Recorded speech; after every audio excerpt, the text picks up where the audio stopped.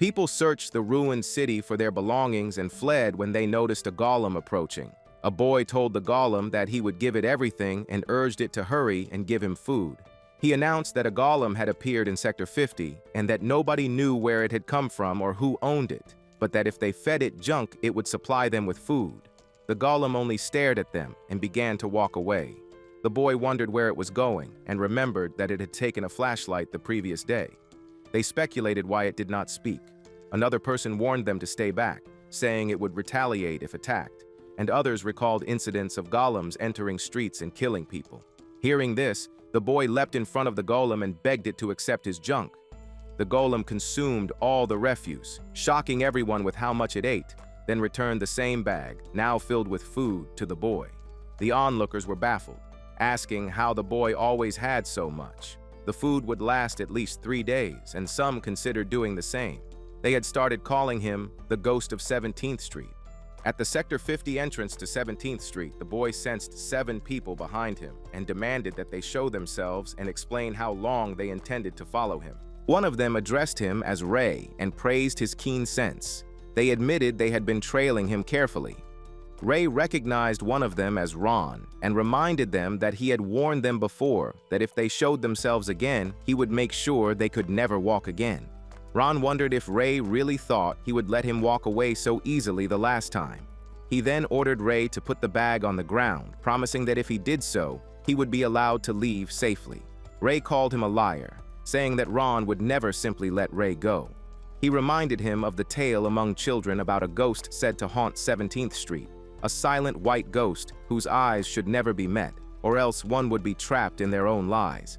Ron raised his fist, a metal ring glinting across 4 fingers, and swore that he would make sure Ray would never speak like that again. But Ray swiftly dodged the strike, causing Ron to stumble forward. Grabbing him by the shirt, Ray hauled him back and struck him hard, sending him crashing to the ground.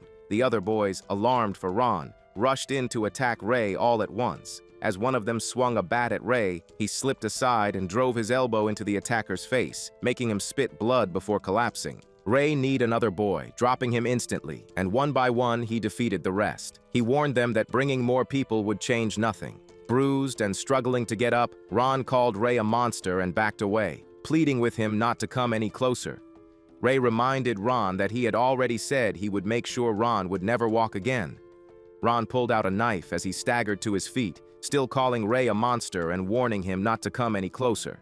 Ray glanced at the trembling hands holding the blade and thought there might be some truth in Ron's words.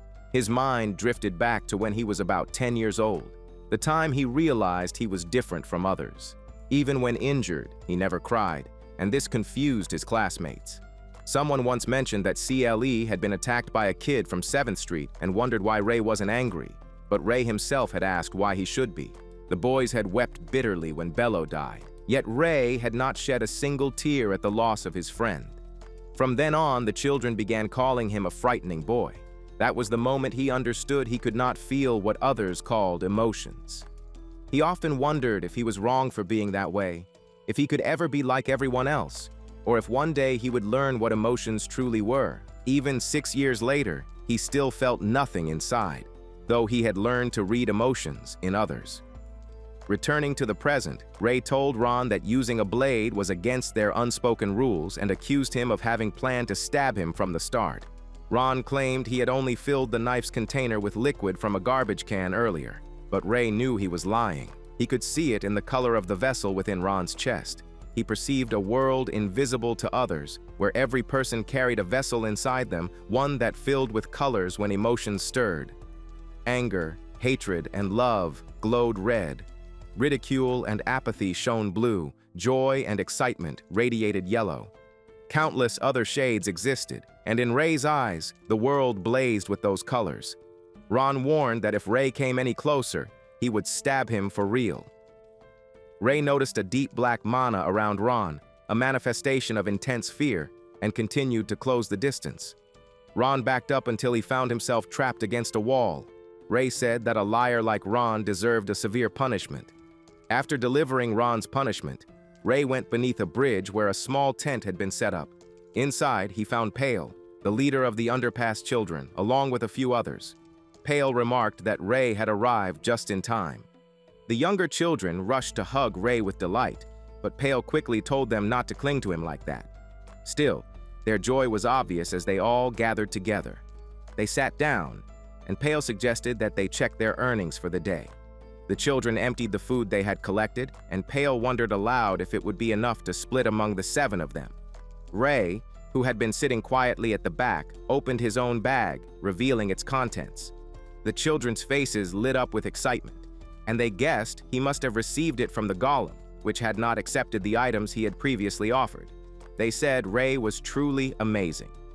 Ray thought to himself that the golem only took magical items containing residual mana, which the others could never detect, and that was why they never got anything from it.